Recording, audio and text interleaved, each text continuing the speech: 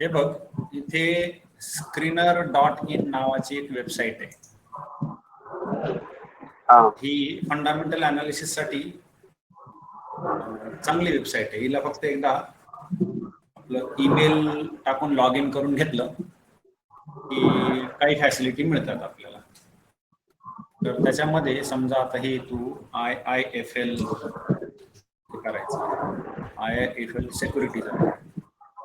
तर ती कंपनी इथे केली की इथे बऱ्याचशा गोष्टी सुरुवातीला आपल्याला दिसतात. मार्केट कॅप किती आहे, 12,000 crore. Current price 396. High low एवढा आहे. स्टॉकचा पी एवढा आहे. Book value, dividend, ROC, ROE, face value, industry P, debt to equity ratio, sales growth, profit growth आणि प्राइस टू बुक व्हॅल्यू वगैरे गोष्टी इथे एक झलक थोडक्यात मिळते बघायला. ही कंपनी कशाविषयी इथे माहिती मिळते. Incorporated in 1996, broking arm of IIFL. म्हणजे हे ब्रोकरेज, हे जसं तुझं हे आहे ना झिरोदा किंवा ग्रो वगैरे जे असतात ना ब्रोकर्स, तसं हे IIFL सिक्युरिटीज एक ब्रोकिंग कंपनी आहे. And institutional equities, financial products distribution, commodity broking, currency broking etcetera etcetera. आणि त्याच्याबाबत ही आणखी इथे थोडीशी माहिती आहे. त्यांचा तो बिझनेस सेगमेंट, इन्शुरन्स ब्रोकिंग मध्ये 4%, फॅसिलिटीज अँड अँसिलरी मध्ये 15%, कॅपिटल मार्केट ऍक्टिव्हिटीमध्ये 81% असा त्यांचा बिझनेस चालतो. म्हणजे त्या व्यवसायाबाबत बरीचशी माहिती इथे आपल्याला वाचायला मिळते. हा एक भाग झाला. हे साधारणपणे वाचलेलं बरं, चांगलं असतं. दुसरं एक हा तिथे चार्ट दिसतो आपल्याला कसा वाढत चाललाय एकूण, असं आहे. पुढचं असं की इथे त्याचे प्रॉज अँड कॉन्स लिहिलेले. ठीक आहे, ऑल राईट, ते काय म्हणतात ही चांगली आहे की वाईट आहे. वाईट बाजूला यांनी काहीच म्हटलेलं नाही.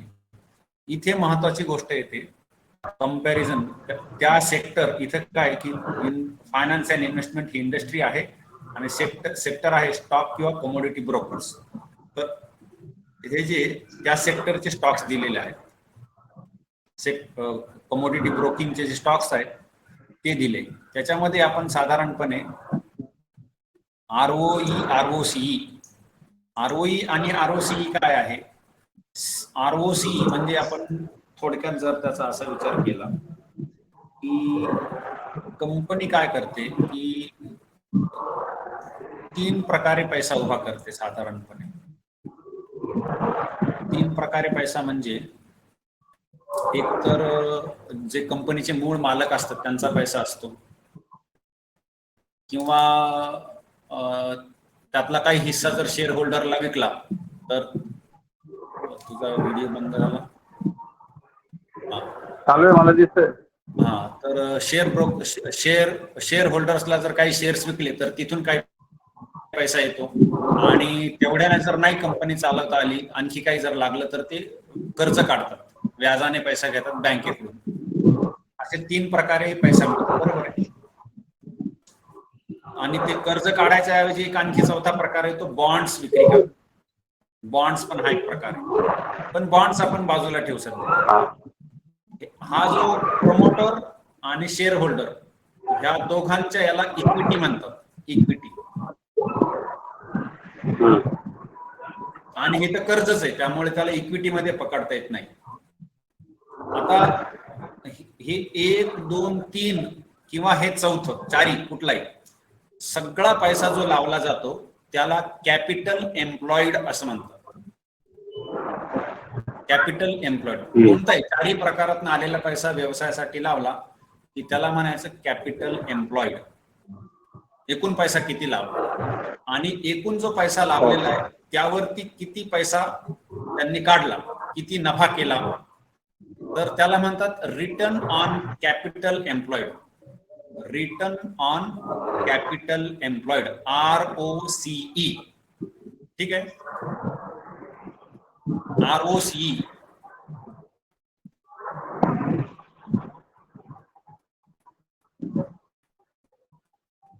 लक्षात आलं ROCE?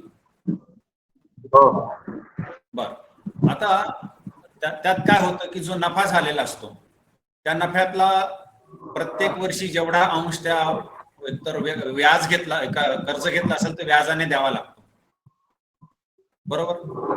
कर्ज घेतला असेल तर व्याजाने द्यावा लागतो. आणि कंपनीचे डे टू डे जे फंक्शन्स आहेत, पगार देणं आहे, रॉ मटेरियल्स आहे, हे वगैरे असा सगळा खर्च देऊन शेवटी निव्वळ नफा शिल्लक राहतो. ठीक आहे, निव्वळ नफा म्हणजे जेवढं त्याचं ते उधाऱ्या दिल्या, व्याज दिलं, पगार दिला, कच्च्या मालाचा पैसा मिटवला, सगळं जे काही आहेत एक्सपेन्सेस, ऑपरेशनल एक्सपेन्सेस त्याला म्हणतात. ऑपरेशनल एक्सपेन्सेस, ऑपरेशन्स चालवण्यासाठी असलेले एक्सपेन्सेस, ऑपरेशनल एक्सपेन्सेस. तर ते ऑपरेशनल एक्सपेन्सेस सगळं करून आणि शेवटी जो निव्वळ नफा राहतो तो नफा केवळ शेअर होल्डरसाठी म्हणजे प्रमोटर आणि हे जे पहिले दोन आहेत त्यांच्यासाठी उरतो, बरोबर आहे. शेअर होल्डर आणि प्रमोटर दोघांसाठी उरतो. तर तो जो उरलेला नफा आहे तर ह्या दोघांच्या पैशाला म्हणतात इक्विटी. या दोघांच्या पैशाला म्हणतात इक्विटी. प्रमोटर आणि शेअर होल्डरच्या पैशाला म्हणतात इक्विटी. तर ह्या इक्विटीवरती जो नफा, इक्विटीवरती म्हणजे जो शेवटी नफा उरलाय तो फक्त ह्या दोघांना मिळतो. आता कोणीच त्याच्यामध्ये राहिलं नाही, सगळ्यांचं देणं झालेलं आहे. आणि म्हणून याला म्हणतात रिटर्न ऑन इक्विटी, ROE. ठीक आहे, ROC आणि ROE असे दोन भाग आहेत. कुठेतरी मी थोडस जर लिहिलं तर बरं होईल मला वाटतं. हा, मी जरा एखाद्या ठिकाणी लिहिण्याचा प्रयत्न करतो. आम्ही लिहितोय तो.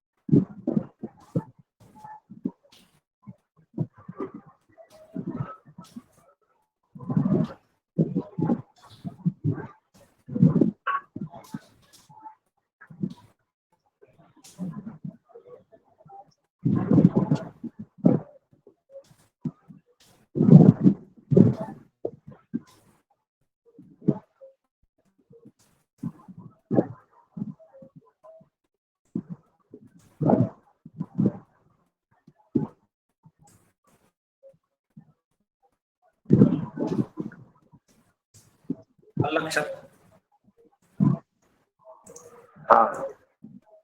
रिटर्न ऑन कॅपिटल एम्प्लॉयड म्हणजे एकूण किती पैसा लावला त्याला कॅपिटल म्हणतात. रिटर्न ऑन इक्विटी म्हणजे शेअर होल्डरला. आता त्याच्यात सर्वात पहिले ज्यावेळेस कंपनीला नफा होतो त्याला प्रॉफिट म्हणूया. प्रॉफिट मधून सर्वात पहिले त्यांना काय द्यावं लागतं तर ऑपरेशनल एक्सपेन्सेस द्यावे लागतात. ऑपरेशन्स चालवण्यासाठी ऑपरेशनल एक्सपेन्सेस द्यावे लागतात. नंतर इंटरेस्ट द्यावा लागतो, इंटरेस्ट ऑन लोन्स द्यावा लागतो. तर नेहमी मधूनच काही पैसे जर मिटवायचे असतील तर जे लोन आहे, लोन त्याला आपण लोन रिटर्न करणे म्हणूया त्याला, तो जर ते करायचं ते करावं लागतं वगैरे. असा सगळा हा जो खर्च आहे ऑपरेशनल एक्सपेन्सेस वगैरे हा गेल्यानंतर रिमेनिंग जो असतो, रिमेनिंग प्रॉफिट, आणखी सर्वात महत्वाचा भाग द्यावा लागतो तो म्हणजे टॅक्सेस. हे द्यावेच लागतात. टॅक्स दिल्यानंतर तो नेट प्रॉफिट बाकी राहतो. आणि हा जो नेट प्रॉफिट आहे हा फक्त कोणाला जातो, तर हा जातो शेअर होल्डर्स आणि म्हणजे इक्विटी वाले जे आहेत शेअर होल्डर्स आणि प्रमोटर्स त्यांना जातो. आता याच्यामध्ये विचार करताना काय बघायला पाहिजे की एखादी कंपनी आहे, त्यांनी समजा लोनवरती पण पैसा घेतलेला आहे आणि लोनचा आणि हा सगळा पैसा मिळून जर त्यांनी समजा 30% रिटर्न ऑन इक्विटी असेल, कॅपिटल असेल, ROC 30 असेल समजा 30%, आणि ROE return on capital, return on equity ROE जर 20 असेल, ध्यानात ठेवा, ROC 30 आणि ROE 20, याचा अर्थ कंपनी उधारचा पैसा घेऊन पैसा वापरते आणि तो पैसा वापरला तर 30% रिटर्न आहे, परंतु जो शेअर होल्डर आहे त्याला 20% मिळतो शेवटी, बरोबर. याचा अर्थ कंपनीला 30% नफा करणं शक्य होतं, परंतु एवढं कर्ज काढलेलं आहे की तो 10% तिकडे गेला, एवढा फरक पडला. याचा अर्थ कंपनीला जेवढं प्रॉफिट करण्याची क्षमता आहे तेवढा फायदा शेअर होल्डरला होत नाहीये, एवढा फायदा शेअर होल्डरला होत नाही. परंतु जर उलट झालं की return on capital employed ROCE जर 20% असेल आणि ROE जर 30% असेल, याचा अर्थ काय की कर्जाचा पैसा घेऊन कामाला लावून आणि त्यातनं जास्त नफा काढून जो शेअर होल्डर आहे त्याला दिला जातोय. लक्षात येते, शेअर होल्डरला जास्त ओव्हरऑल कॅपिटल वरती 20% मिळत होते, आणि परंतु मध्ये जो ऑपरेशनल एक्सपेन्सेस आणि जे व्याज द्यायचं होतं सगळं मिटवल्यानंतर जो पैसा उरतो त्यावरतून असं लक्षात येतं की रिटर्न ऑन इक्विटी 30%, याचा अर्थ कंपनी जास्त इफेक्टिव्हली पैसा व्यवहार उपयोगात आणत आहे. ठीक आहे, ROE आणि ROCE ह्या दोन गोष्टी आहेत. ज्या ठिकाणी ROE म्हणजे रिटर्न ऑन कॅपिटल एम्प्लॉइड खूप जास्त आहे आणि ROCE खूप कमी आहे, याचा अर्थ कंपनीचा खूप मोठा खर्च हा मधल्यामध्ये जात आहे, तो त्या शेअर होल्डर पर्यंत येत नाहीये. आणि जिथे ROCE कमी आहे आणि ROE जास्त आहे तिथे शेअर होल्डरला जास्त नफा होत आहे असं समजावं साधारणपणे. आता हा ROE ROCE किती असला पाहिजे? 10च्या वरती तर पाहिजे, 10च्या खाली गेला की त्या कंपनीकडे ढुंकूनही बघायचं नाही, 10च्या वरती असेल तर विचार करायला पाहिजे. हा, कारण हे बघ की जर तू 10 रुपये लावले आणि 100 रुपये लावले आणि तुला त्याच्यावरती जर 30% एका वर्षाला रिटर्न मिळत असेल, अशी कंपनी तुझ्या समोर असेल, तर जी कंपनी ROE तिचा 10 आहे, 10 रुपयेच तुला मिळतात, त्या कंपनीपेक्षा निश्चितच जी 30 रुपये देत आहे ती कंपनी चांगली आहे. Return on capital, return on equity असं तिथे बघायला पाहिजे. ROE ROCE काय दाखवतं, तर जो पैसा लावलेला आहे त्यातनं किती टक्के तो पैसा मिळवते ती कंपनी हे दाखवतं. आणि म्हणून ROE ROCE हे दोन्ही जितके चांगले असतील तितकी कंपनी चांगली. 10च्या खाली तर बघायचंच नाही, 10 ते 20च्या दरम्यान विचार करू शकतो, बाकीचे रेशो काय आहेत, कसं काय आहे, कोणती कंपनी आहे, का असं झालं वगैरे, आणि 20च्या वरती असेल तर थोडस चांगलं समजायचं असं आहे. आता याच्यामध्ये पुढे आणखी हे झाले दोन, ROE आणि ROCE. तिसरा असं की एक PE रेशो आहे. PE रेशो आपण त्याची अगोदर एकदा चर्चा केली पण होती, त्याला परत आपण बघू शकतो. PE रेशो काय आहे, तर त्याला म्हणतात price to earning ratio. Price to earning, price to earning म्हणजे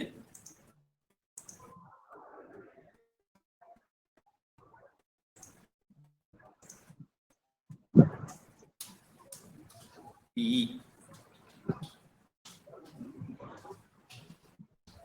price divided by EPS, earnings per share.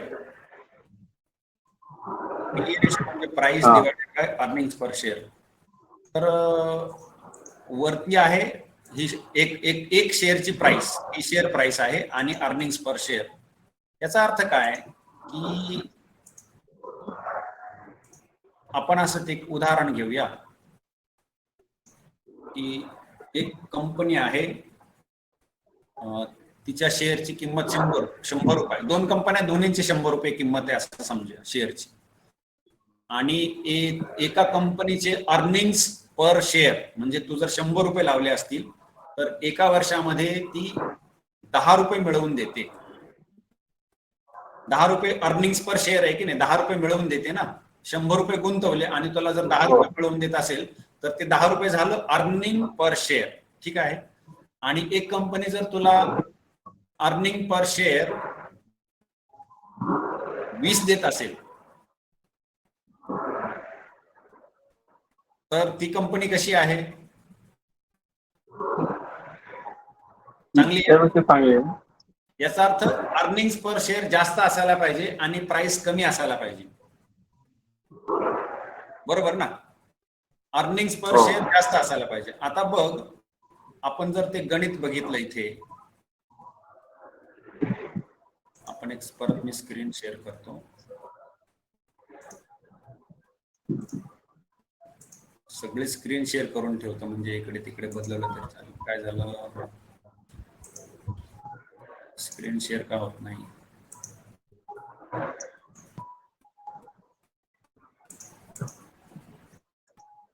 काय झालं, स्क्रीन शेअर का होत नाही?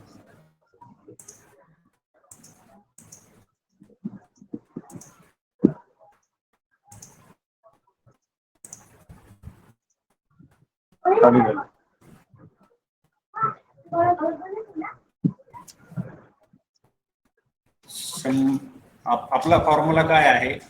प्राइस डिवायडेड बाय EPS असा आहे की नाही. अर्निंग्स पर शेअर हे खाली लिहायला पाहिजे आणि प्राइस वरती लिहायला पाहिजे. तर आपण 100 रुपये किंमत आहे आणि 10 रुपये अर्निंग्स पर शेअर आहे, तर आपल्याला उत्तर किती मिळतं? 10 PE रेशो आला. हे जर अर्निंग्स पर शेअर वाढलं, 20 रुपये जर झालं तर PE रेशो किती येतो? 5 येतो. याचा अर्थ PE रेशो हा कमी असणं चांगलं आहे की नाही? PE रेशो हे कमी असणं चांगलं आहे की नाही? आता त्याच्यात PE रेशोला समजण्यासाठी आणखी एक असा विचार करायला पाहिजे. सध्या तुला पूर्ण स्क्रीन आपलं हे आपण दोघांचं स्क्रीन दिसत आहे ना?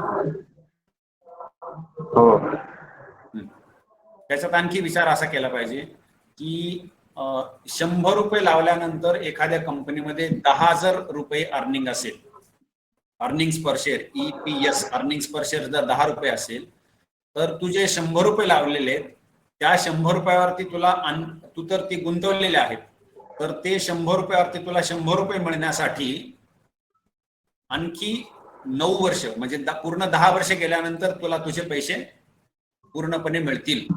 अर्निंग्स पर शेअर 100 तुला मिळत जातील की नाही? कारण 100 रुपये तू दिलेले आहे त्यांना आणि ते तुला किती रुपये देत आहेत? प्रत्येक वर्षी 10 रुपये देत आहेत. याचा अर्थ तुझ्या हातामध्ये 100 रुपये यायला 10 वर्ष लागतील.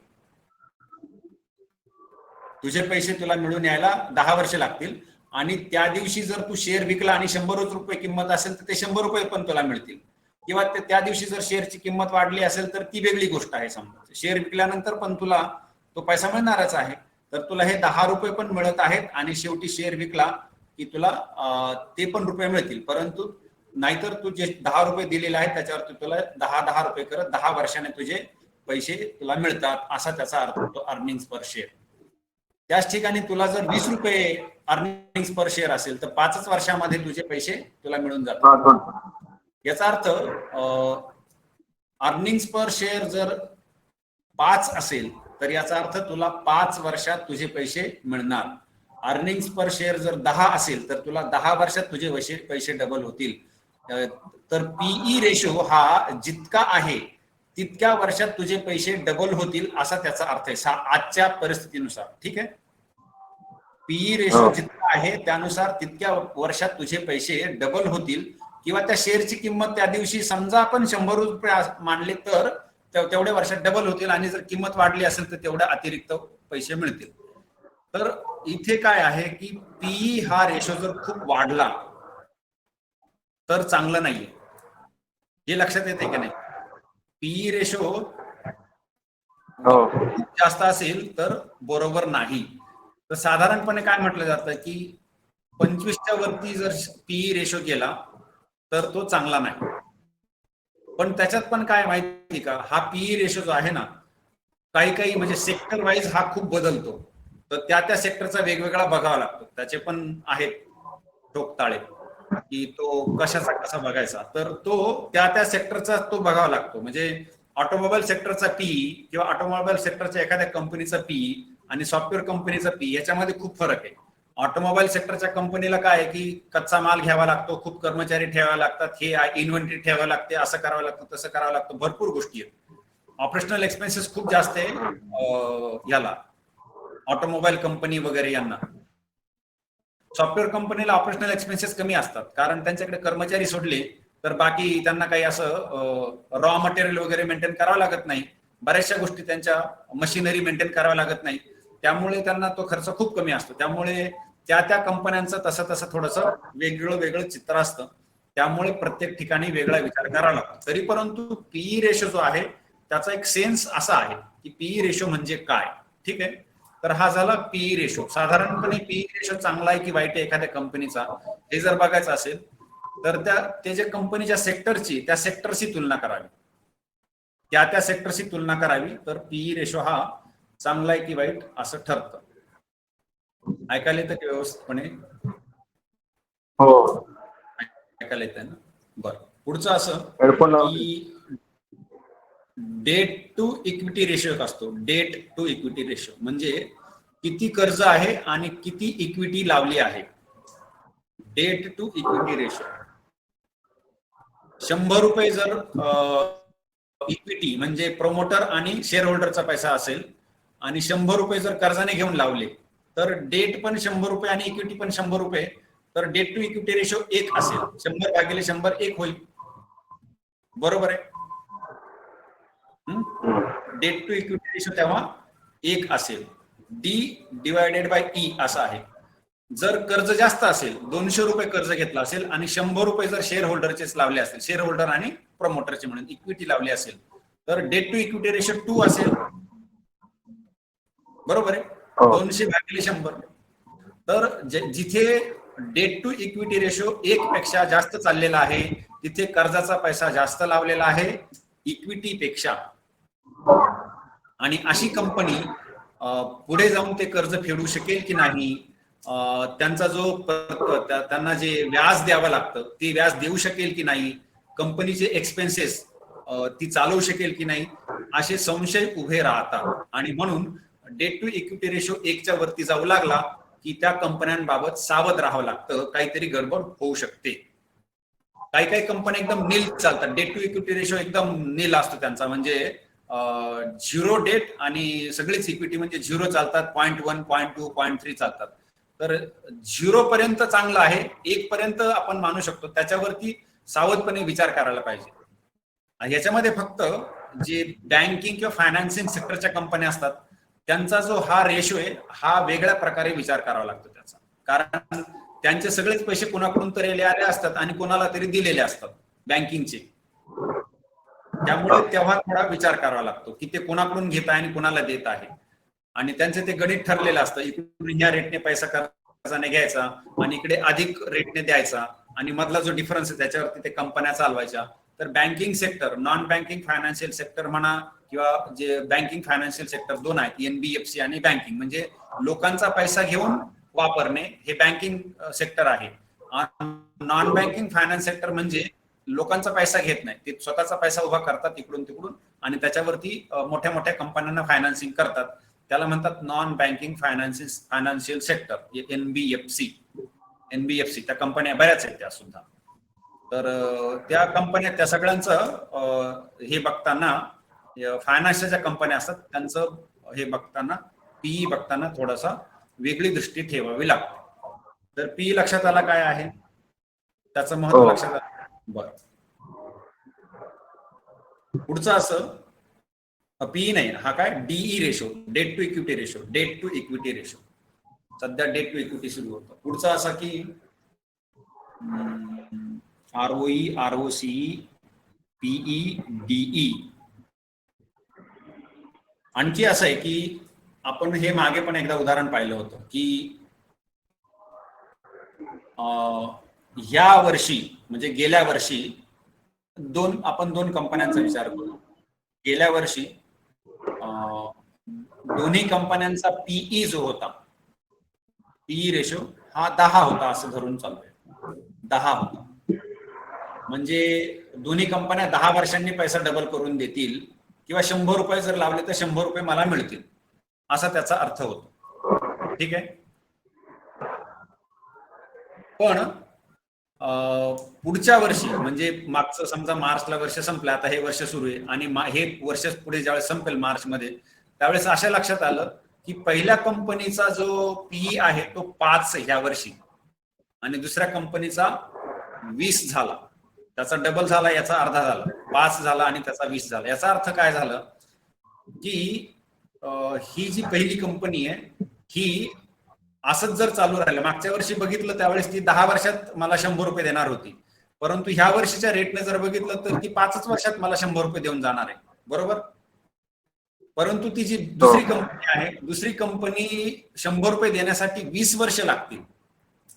याचा अर्थ काय आहे की कंपनीचा जो पीई आहे, अर्निंग्स आहे, त्याच्यामध्ये ग्रोथ, वाढ जी आहे ही बदलली. पुढच्या वर्षी ग्रोथ, पीईजी त्याला म्हणतात, प्रॉफिट अर्निंग ग्रोथ जो रेशो आहे तो बदलला. तर केवळ पीई बघून चालणार नाही, तर पुढच्या वर्षी, पुढच्या 1 वर्षी, 3 वर्षी किंवा 5 वर्षी त्याची ग्रोथ किती होणार आहे. तर ज्या कंपनीची ग्रोथ जास्त आहे, ज्या कंपनीची ग्रोथ जास्त आहे ती कंपनी चांगली आणि ज्या कंपनीची ग्रोथ कमी आहे ती कंपनी वाईट. तर तो पीईजी रेशो जो असतो तो सुद्धा एक बघावा लागतो. तो पीईजी रेशो साधारणतः 1च्या खाली असेल तर चांगलं, 1च्या वरती असेल तर चांगला नाही असा तो मानला जातो. त्याचं पण गणित आहे, पीईजी रेशो कशाला म्हणतात आणि त्याचा कसा कॅल्क्युलेट केला जातो. त्याला आपण साधारणपणे आपण इथं लिहिलं पीईजी रेशो तर इथे दाखवून दिलं आपल्याला. पीईजी काय की price to earning divided by annual earnings per share growth असं त्याचं एक गणित केलं जातं. म्हणजे पीई रेशो आहे तो पीई रेशो घ्यायचा आणि त्याला अॅन्युअल अर्निंग्स पर शेअरची जी ग्रोथ आहे तिने डिवाइड करायचं. समजा एखादी कंपनीचा पीई 10 आहे आणि ग्रोथ पण 10ची आहे तर 10/10 1 होईल. आणि म्हणून एक जो पीई आहे, पीईजी रेशो म्हणतात त्याला, तो चांगला आहे. याच्यावरतून सध्याचा पीई जरी गेल्या वर्षाचा पीई जरी असा असेल तरी सुद्धा चालू वर्षाचा पीई जर त्याचा कमी झालेला असेल याचा अर्थ कंपनीची ग्रोथ चांगली आहे आणि जिची ग्रोथ चांगली आहे ती कंपनी नेहमीच चांगली, म्हणून पीईजी हा पण रेशो बघायला पाहिजे. बाकीचं काय आहे, बाकीच्या गोष्टी अशा आहेत की मागच्या क्वार्टरमध्ये कंपनीच्या दोन गोष्टी की कंपनीचे सेल्स वाढतात का आणि कंपनीच्या त्या सेल्सवरती प्रॉफिट वाढतो का. सेल्स खूप वाढला परंतु बाकीचे जे खर्च आहे, ऑपरेशनल एक्सपेन्सेस वगैरे एवढे वाढलेत की नफा होत नाही, तर ते पण बरोबर नाही. सेल्स वाढला तर नफा पण वाढला पाहिजे. याचा अर्थ ग्रोथ इन सेल्स आणि ग्रोथ इन प्रॉफिट अशा दोन गोष्टी बघाव्या लागतात. Growth in sales, growth in profit. तर ती मागच्या क्वार्टरचे ग्रोथ इन सेल्स आणि ग्रोथ इन प्रॉफिट बघायचं, मागच्या 1 वर्षाचं बघायचं, 3 वर्षाचं बघायचं, 5 वर्षाचं बघायचं साधारणपणे. हे जर बघता आलं तर चांगलं आहे. जेवढं बघता येईल तेवढं चांगलं आहे की ग्रोथ इन प्रॉफिट आणि ग्रोथ इन सेल्स हे पण तिथे बघावं लागतं. तर आपण आता हे जे सगळे रेशो आहेत ते कुठे लावलेले ते आपण थोडेसे या इथे घेऊया. हे बघ, इथे हे जे बघत आहोत आपण, इथे हे रेशो मी लावून ठेवलेले आहेत. हे सगळे इथे लावून ठेवलेले आहेत. याच्यामध्ये आता आपण हे IIFL सिक्युरिटीचं बघायचं होतं. तर इथे बघ, ROC 34 आहे आणि ROE 32 आहे. याचा अर्थ चांगला आहे, वाईट नाही. ते जेवढे पैसे एकूण पैसे ते लावतात त्यापैकी जे शेअर होल्डर आहे त्यांना जवळपास तितकाच फायदा होत आहे, 2% कमी आहे, चालेल, काय हरकत नाही, खूप चांगले. ती 20च्या वरती आहे ना, चांगली कंपनी आहे. दुसरं असं की डेट टू इक्विटी रेशिओ तो चांगला आहे, 0.65 फक्त. ग्रोथ 1च्या खाली आहे, याचा अर्थ ग्रोथ पण चांगली आहे. या कंपनीचा पी जर बघितला तर 19 आहे, परंतु ती कंपनीच्या सेक्टरची, त्या सेक्टरचा पीई किती आहे, 16 आहे. याचा अर्थ सेक्टरच्या पीई पेक्षा हा थोडासा जास्त आहे, परंतु खूप अव्वाच्या सव्वा जास्त नाहीये. जसं इथे जर बघितलं आपण, प्रुडंट कॉर्पोरेशन आहे, तर याचा पीई बघ किती आहे, 65 आहे. हा खूप जास्त आहे ना. सेक्टरचा पीई फक्त 16-17 सुरू आहे आणि याचा 65 सुरू आहे. याचा अर्थ ही कंपनी खूप महाग झाली आहे, किंवा ह्या कंपनीत जर तू पैसे लावले 100 रुपये, तर 100 रुपये निघून येण्यासाठी तुला 65 वर्ष लागतील, असा त्याचा अर्थ होतो. आणि परंतु त्याचा आणखी एक असा अर्थ होतो की लोकांना या कंपनीकडून खूप आशा आहे, त्यामुळे लोक त्या कंपनीच्या पाठीमागे लागलेले आहेत, म्हणून तिची किंमत वाढून गेलेली आहे. त्या कंपनीचं जेवढे तुला रिटर्न देण्याची क्षमता आहे त्यापेक्षा खूप जास्त किंमत वाढलेली आहे, असा त्याचा अर्थ होतो. आता बघ, तिचे आरओई आरओसीई बघ, तिचा आरओसीई आहे 43 आणि आरओई आहे 33.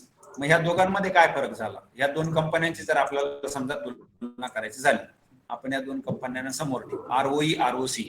तिचा आरओसीई चांगला आहे, परंतु आपल्याला आरओसीईने फायदा होत नाही, आपल्याला फायदा होतो आरओईने.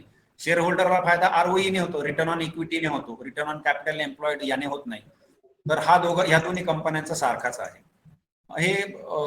ही जी प्राइस टू बुक व्हॅल्यू त्याचं ते नंतर बघूया, ते त्याचं सध्या लक्ष नाही दिलं तरी. इथे डेट टू इक्विटी रेशो आहे, IIFL सिक्युरिटीचं जे कर्ज आहे त्याचा 0.65 रेशो आहे, यांचा खूप कमी. याचा अर्थ यांनी कर्ज घेतलेलं नाही, ही सर्वात महत्वाची गोष्ट आहे.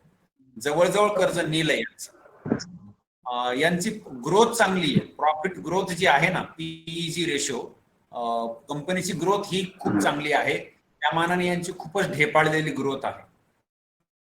आणि पीई रेशो यांचा चांगला आहे, यांचा खूप वाईट झालेला आहे. तर इथे ह्या दोन कंपन्यांची तुलना केली तर एका ठिकाणी ही कंपनी चांगली भरते, ती म्हणजे डेट टू इक्विटी रेशो. यांचं कर्ज खूप कमी आहे. नाही कंपनीला काय की कधी नुकसान पण झालं ना तरी सुद्धा कर्ज नसल्यामुळे ही कंपनी विकायची वेळ येत नाही, बाकीच्या कंपन्यांना विकायची वेळ येते. तेच जर आपण ह्या इथे जाऊन बघितलं, ICICI सिक्युरिटीज, हे कर्ज बघ 4.5 पट जास्त कर्ज घेतलंय. म्हणजे 100 रुपये प्रमोटर हे इक्विटी आहे, तर 430 रुपये त्यांचे कर्ज घेऊन चालवत आहे. जर ही कंपनी थोडं जर इकडे तिकडे डुबायला लागली तर हे कर्ज देण्याना खूप कठीण होतं, आणि त्यामुळे हे अशा कंपन्या धोक्याच्या असतात. हे थोडंसं ध्यानात ठेवायला पाहिजे. तर इथे काय आहे की आपण ह्या दोन कंपन्यांची तुलना केली तर आपल्याला असं दिसून येतं. आणखी क्वार्टरली सेल्स ग्रोथ, IIFL ची जी आहे सेल्स ग्रोथ आणि ह्या प्रुडंट कॉर्पोरेशनची सेल्सची ग्रोथ, तर मागच्या क्वार्टरमध्ये IIFL सिक्युरिटीची ग्रोथ, सेल्स ग्रोथ चांगली आहे. अच्छा, आता हे क्वार्टरली प्रॉफिट व्हेरिएशन, तर बघ 144% यांचा प्रॉफिट वाढलेला आहे, यांचा केवळ 57% वाढलेला आहे. 3 वर्षामध्ये काय झालंय की यांचा 3 वर्षात जर बघितलं, यांचा 33% वाढला, यांचा 45% वाढला. तर ह्या ठिकाणी प्रुडंट कॉर्पोरेशन चांगलं ठरत आहे. डिव्हिडंड यील्ड वगैरे हे जास्त डिव्हिडंड देतात, कमी डिव्हिडंड देतात, ह्या पुढच्या आणखी काही गोष्टी. तर आपण जर ह्या गोष्टींची तुलना करत चाललो तर आपल्याला असं दिसून येत आहे की इथे प्रुडंट कॉर्पोरेशन पेक्षा IIFL सिक्युरिटीज ही कंपनी निश्चितच चांगली आहे. बरोबर? आपण जे फंडामेंटल अनालिसिस केलं, लक्षात येते का? येते. बर, त्याच्यात आणखी पुढचं थोडंसं घेऊया की आता ही जी कंपनी, कोणती कंपनी आपण विचारायला घेतली? IIFL securities. IIFL सिक्युरिटीज मध्ये इथे काय दिलेलं यांनी की प्रत्येक क्वार्टर मध्ये सेल्स किती होत चाललेले आहे. तर इथे काय आहे की सेल्स वाढत चालले पाहिजे. कंपनीचे सेल्स वाढले तरच प्रॉफिट वाढेल ना, नाहीतर कंपनी वाढते हे कसं कळेल? तर हे 251, 299, 336, 347, परत थोडस इथे कमी झालं काही कारणाने, नंतर परत 317, 342, 402, 409, 500, 500, 600. याचा अर्थ सेल्स ग्रोथ आहे. या इथे या क्वार्टरला थोडीशी कमी झाली म्हणा, परंतु सेल्स ग्रोथ चांगली वाढत चालली. परंतु तुम्ही सेल्स वाढवला तर तुमचं खर्च एक्सपेन्सेस आहेत ना, त्या सेल्सवरती खर्च पण येतो तुम्हाला, तो खर्च पण वाढत चाललाय हळूहळू. 153चा वाढतात. 340, 350, 340 पर्यंत तुम्हाला खर्च पण झालाय असो. परंतु ऑपरेटिंग प्रॉफिट म्हणजे हा जो त्यात हे एक्सपेन्सेस कशावरती गेलेले आहेत ते, तर एम्प्लॉईज कॉस्ट वगैरे ह्या गोष्टीवरती त्यांचे खर्च गेलेले आहेत. ठीक आहे. तर तो जो खर्च आहे तो गेल्यानंतर जो पैसा राहतो त्याला म्हणतात ऑपरेटिंग प्रॉफिट. याच्यानंतर आपल्याला टॅक्स द्यायचा आहे, इंटरेस्ट द्यायचा आहे, बऱ्याच गोष्टी द्यायच्या. परंतु त्या टॅक्स आणि इंटरेस्ट देण्याच्या अगोदर जो जो प्रॉफिट आहे तो वाढत चाललेला आहे. 123, 37 वगैरे थोडासा कमी झालाय, परत इथे वाढू लागला हा, याच्यात पण वाढ झाली, याचा अर्थ ऑपरेटिंग प्रॉफिट वाढला. ऑपरेटिंग प्रॉफिट मार्जिन किती आहे, तर ते साधारणतः इथे हे 30-40च्या दरम्यान, 50च्या दरम्यान, परंतु इथे चांगलं वाढलेलं आहे. हे ऑपरेटिंग प्रॉफिट मार्जिन सुद्धा वेगवेगळ्या ठिकाणी वेगळं असतं. काही ठिकाणी 80% पण दिसतं, काही ठिकाणी 20% पण दिसतं. तर ते त्याच्याबाबत कोणत्या सेक्टरची कंपनी त्यावरतून विचार केला पाहिजे. ऑपरेटिंग प्रॉफिट मार्जिन म्हणजे यांच्याकडे बक्कळ पैसा हातामध्ये आहे, कंपनी चालवण्यास यांना काही धोका नाही. बाकीचं इन्कम किती आहे, इंटरेस्ट किती जात आहे वगैरे वगैरे, डिप्रिशिएशन किती गेलं, नंतर प्रॉफिट बिफोर टॅक्स, टॅक्स हे बाकीचा खर्च गेल्यानंतर हा टॅक्स देण्याच्या अगोदर किती प्रॉफिट होता, एवढे टक्के टॅक्स, साधारणतः 30-24% प्रॉफिट टॅक्स द्यावा लागतं. ते गेल्यानंतर नेट प्रॉफिट याला म्हणतात बॉटम लाईन. तर ही बॉटम लाईन किती आहे, तर इथे त्याच्यात वाढ व्हायला पाहिजे. 86, 75, 108, 151, 181, तर इथे वाढ आहे. साधारणतः 3-4 क्वार्टर चांगली वाढ होत चाललेली आहे. आणि एका शेअर वरती किती रुपये मिळत आहेत प्रत्येक क्वार्टरमध्ये, तर त्याच्यात पण वाढ व्हायला पाहिजे. 1.43 इथे हे ढेपाळलेमध्येच, परत 2.28, 2.54, 3.5, 4.8 आता इथे वाढत चाललेलं आहे. तर अर्निंग्स पर शेअर वाढलेले आहे, तरी चांगली गोष्ट आहे. आता हे काय होतं की क्वार्टरली होतं, प्रत्येक क्वार्टरचं इथे दाखवणं सुरू होतं. परंतु हे जर एक वर्षाचं जर बघितलं तर ते साधारणपणे ते क्वार्टरली होतं, आता वर्षाचं आहे. तर हे प्रत्येक वर्षी काय होतं आलं चित्र, तर हे अशा प्रकारे आपल्याला इथे 18 मध्ये जास्त होतं, 19ला कमी झालं, 20ला परत आणखी कमी झालं, नंतर 21 पासून वाढायला सुरुवात झाली, आता चांगलं वाढत आहे. गेली 2-3 वर्ष वाढ चांगली आहे. एक्सपेन्सेस जर काढून टाकले तर ऑपरेटिंग प्रॉफिट जो आहे तो वाढत चाललाय. थोडासा हे कमी जास्त होणं थोडंसं चुकीचं असतं, म्हणजे निव्वळ वाढतच चाललाय, तो थोडा थोडा का वाढेना, परंतु ते जम्प करत आहे ना खालीवर, हे थोडंसं धोक्याचं चिन्ह असतं. एखाद्या वर्षी ते कमी झालं की त्याची किंमत, शेअर बाजार त्याची जी किंमत आहे ती पडू शकते. हा तिचा थोडासा ही धोक्याची घंटी असते की हे स्टॅबिलिटी नाही त्यांच्यामध्ये, असा एक प्रकार असतो. त्यामुळे हे थोडंसं सावधपणे पाहायला पाहिजे. ही ऑपरेटिंग प्रॉफिट मार्जिन आणि अॅन्युअल अर्निंग्स पर शेअर जे आहेत ते इथे त्यांनी दाखवलेले आहेत. 96 रुपये, 91 रुपये, 7 रुपये, 7 रुपये, 10 रुपये. आता बघ, 96 रुपये अर्निंग्स पर शेअर होतं, ते एकदम 7 वरती आलं, तर हे बरोबर नाही. अर्निंग्स पर शेअर नेहमी वाढत चालायला पाहिजे ना, तर हे थोडंसं ऑड आहे या कंपनीचं. परंतु पूर्वीचं आपण केवळ 3-4 वर्षाचं बघितलं तर तेव्हापासून सुधारणा आहे. अशा प्रकारे हा एक भाग इथे बघण्याचा. हे इथे त्यांनी काही गोष्टी, प्रॉफिट ग्रोथ किती आहे, 24%, 33% वगैरे दिलेला आहे. सेल्स ग्रोथ किती वाढत चाललेली आहे, रिटर्न ऑन इक्विटी किती आहे, 25, 27 आणि 32%. ठीक आहे, चांगली गोष्ट आहे. बॅलन्स शीट दिलंय. बॅलन्स शीट मध्ये काय की बॅलन्स मध्ये साधारणतः काय बघावं लागतं, कशाचा बॅलन्स, तर ऍसेट्स आणि लायबिलिटीज किती घेणं आहे आणि किती देणं आहे हे सारखं पाहिजे, त्याला आपण बॅलन्स शीट म्हणतो. तर इथे इक्विटी कॅपिटल म्हणजे हे जे आहे शेअर प्रमोटर्स किंवा शेअर होल्डर्स यांची जी कॅपिटल लावलेली आहे ती इथे दाखवत आहे. तर ती वाढत चालली, हे वाढत चालणं चांगली गोष्ट, कमी होणं बरोबर नसतं. रिझर्व्ह हे वाढत चालले पाहिजे, हे वाढत चालले, ठीक आहे, चांगली गोष्ट आहे. बॉरोइंग्स हे कमी होत चालले पाहिजे, दुसऱ्यांकडून जे उधारी ना ती कमी होत चालली पाहिजे, ही चांगली गोष्ट असते. बाकी लायबिलिटीज, इथं बाकीच्या लायबिलिटीज यांच्या जरा जास्तच आहे या बाकीच्या वरच्या गणितापेक्षा. त्यामुळे टोटल लायबिलिटी ही आहे ही अशा प्रकारे इथे दाखवली. आणि बाकीचे फिक्स ऍसेट्स किती आहेत, इन्व्हेस्टमेंट्स किती आहेत, अदर ऍसेट्स, आणि इथे हे दोन्ही बॅलन्स व्हायला पाहिजे नेहमीच. त्याच्यामुळे हे काय याच्यामध्ये, कारण बॅलन्स शीट आहे, लायबिलिटी आणि ऍसेट समान दिसायला पाहिजे प्रत्येक वर्षी, त्याच्यात 1 रुपयाचा सुद्धा फरक नसणार आहे. त्यामुळे हे अशा प्रकारे कॅश फ्लो बाबत ते इथे दाखवत आहेत. कॅश फ्लो रेशोज आहेत, डेटर डेज, इन्व्हेस्टर डेज वगैरे वगैरे. ROCE इथे थोडासा विचार केलेला आहे त्यांनी. नंतर शेअर होल्डिंग पॅटर्न दाखवलेत. इथे हे एक बघण्यासारखं असतं की हा जो प्रमोटर आहे हा आपले शेअर कमी करत चालला का. हा जर कमी करत चालला असेल तर याचा अर्थ असा होतो की जो प्रमोटर आहे त्याला थोडासा विश्वास नाही कंपनीत, तो स्वतःचे शेअर्स कमी करत चाललाय आणि तो बाहेर विकत चाललाय. याचा अर्थ एखाद दिवशी सगळे शेअर विकून जाईल आणि बाकी शेअर होल्डरचा पैसा आहे आणि त्याचं काय झालं काय नाही झालं याचा अर्थ तो स्वतःच त्या कंपनीमध्ये पैसे काढून घेत आहे ना. तर ते थोडंसं बरोबर नसेल. त्याला म्हणतात डायल्युशन. प्रमोटर ज्यावेळेस इथं त्याची होल्डिंग्स कमी होते याचा अर्थ तो शेअर डायल्युशन करत आहे, डायल्यूट करत चाललेला आहे. तर ते तितकंसं बरोबर नसतं, त्याच्याकडे लक्ष द्यावं लागतं. अच्छा, याच्यामध्ये काय की कोणत्या कंपनीचा अभ्यास करतात बारकाईने, FIIDII, फॉरेन इन्स्टिट्यूशनल इन्व्हेस्टर्स आणि डोमेस्टिक इन्स्टिट्यूशनल इन्व्हेस्टर्स, हे बारकाईने अभ्यास करतात मगच पैसा लावतात.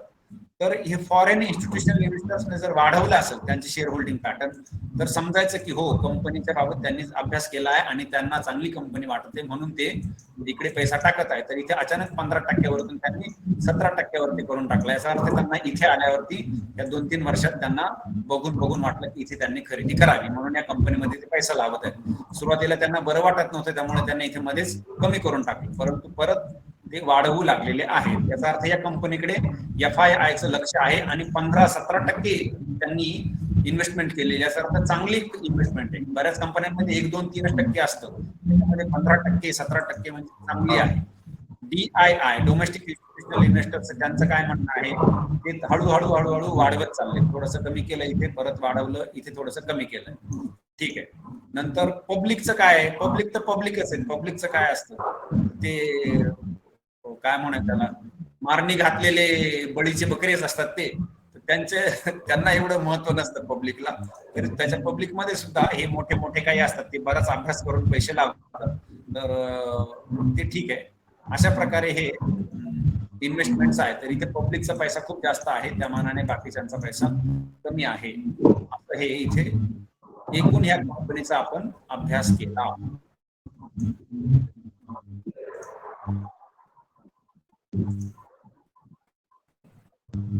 लक्षात येत आहे.